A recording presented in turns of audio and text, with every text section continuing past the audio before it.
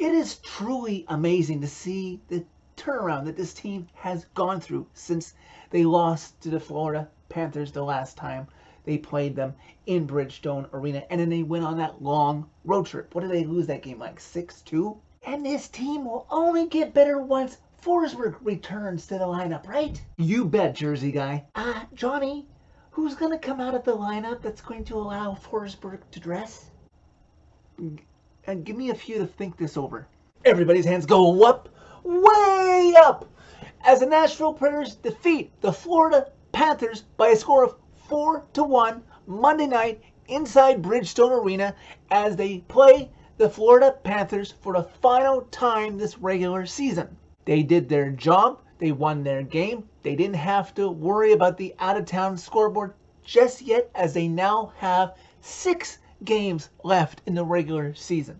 Both teams generating some chances early, including Yakov Trenin, who gets a breakaway, but he can't get the puck past Drieger, who is in net to start this game for the Panthers. Unfortunately, shortly after, the Panthers would get a delayed penalty, and the Predators are unable to gain possession of the puck to stop play and get a whistle before Sam Bennett is able to tip in a tip shot with his skate, and it's 1-0 Florida. Less than a few minutes later, though, the Preds would get that one back, and surprisingly, it would be on the power play, as for the first time since April 6th, Calle Yarncrook has the puck, and he gets it out high to his captain, Roman Josi, who fires it at the net. And there, right in front of Drieger, is Mikael Granlund, who collects the garbage rebound right in front and tucks it home. 1-1! The Preds, with some solid pressure, sustained throughout the first period, and the first period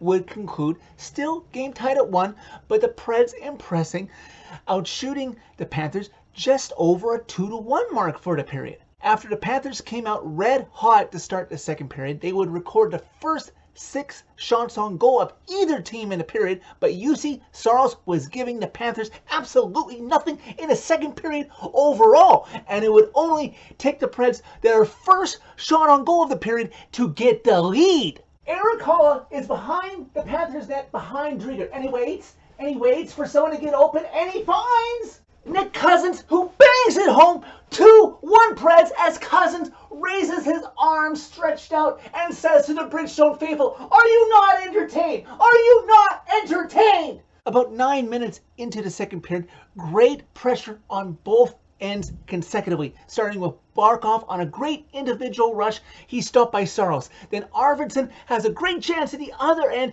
but Drieger keeps the puck out. And then finally, Sam Bennett gets a great chance on Saros again, and Saros is letting him have nothing. Shockingly, with just about 5 minutes left to go in the game, Sergei Bobrovsky would come into the game to replace Drieger. And it wasn't performance, obviously, because the Panthers were only down by 1, and Bobrovsky would finish the game. And at the time of the recording of this fan reaction video, there is no word on what the injury was, so hopefully for the Panthers' sake, it's not too bad. Saros would have to make a last-second pad save at the end of this period to ensure the Preds' 1-goal lead going into the second intermission.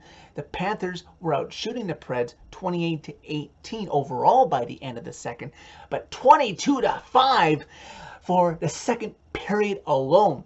The Preds, teammates of Saros, owe him big as the Preds maintain their 2-1 lead after 40 minutes. Early in the third, Ben Harper would get injured, as inadvertently it would appear he was ridden into an open Panthers bench door, and he would have to leave the game and he wouldn't return. And can I just say, I've heard Brian Burke talk about this, and I agree that this should happen to prevent fewer player injuries. They have to keep the bench doors shut while the puck is in play. It would really cut down on injuries. If you want to make a line change, climb over the bench. There's no reason to have a bench door open while the game is going on. Fortunately, after Harper leaves the game, it wouldn't hurt the Preds offensively. The Preds would extend their lead as Matt Duchene carries the puck down the right wing board, and Bobrovsky thinks that Duchene is going to carry the puck behind his net. And most of the Panthers teammates of Bobrovsky thinks that Duchesne is going to carry the puck behind the Panthers net. And probably even most of the Preds lineup that is on the ice thinks that it is exactly what Duchesne is going to do. But there is one man other than Duchesne who knows what he is about to do, as Matt Duchesne backhands it to him. Eric Holla one-times the backhand pass to him into the net. 3-1 Preds! After a 4-on-4 has concluded, it's the Herd line's turn to get in on the action. Puck is in the Florida zone as Colton Sissons takes a shot on net. The deflected pass comes to Tanner Jeannot, who fires into the net. And in front of the net is a man who is denied to score a goal in the first period, but not this time, as Yakov Trenin tips in Tanner Jeannot's shot. It's now 4-1 Preds. Saros would play solid the rest of the game, as he did the entire game, including a last-minute wraparound save with his pad, one of 39 saves that he would make for the game to ensure a 3-goal solid Preds victory. Preds win the game 4-1. If you had asked me coming into the night what would have happened to the Preds and the Stars respectively in both of their games, seeing as the Preds played Florida and the Stars were playing Carolina, I probably would have said they both would have lost. Well, miraculously for both fan bases, both teams won. To recap the standings, let's still include Chicago at this point, since they're still technically mathematically alive. Chicago is now 7 points back in Nashville with 2 games in hand.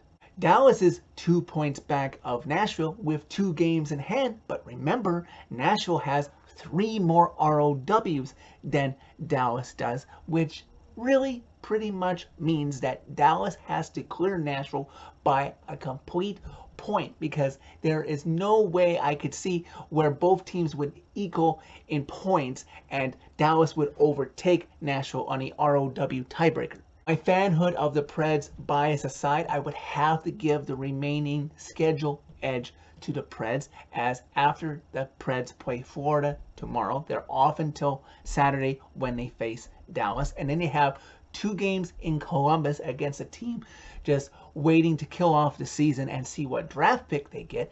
And then Nashville finishes the season with 2 games at home against Carolina. Dallas, on the other hand, after they play Carolina on Tuesday night, they're on the road for the rest of the regular season.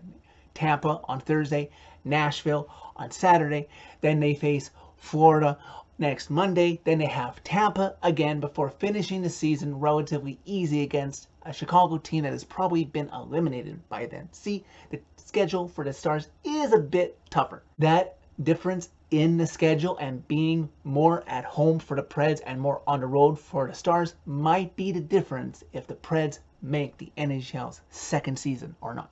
So that's it for this video. Thank you very much for watching. As always, hit like if you liked this video. Click subscribe if you really liked it. You can find me on social media by clicking on the channel name. 6 more games left to go in a regular season. Let's get that playoff spot, boys.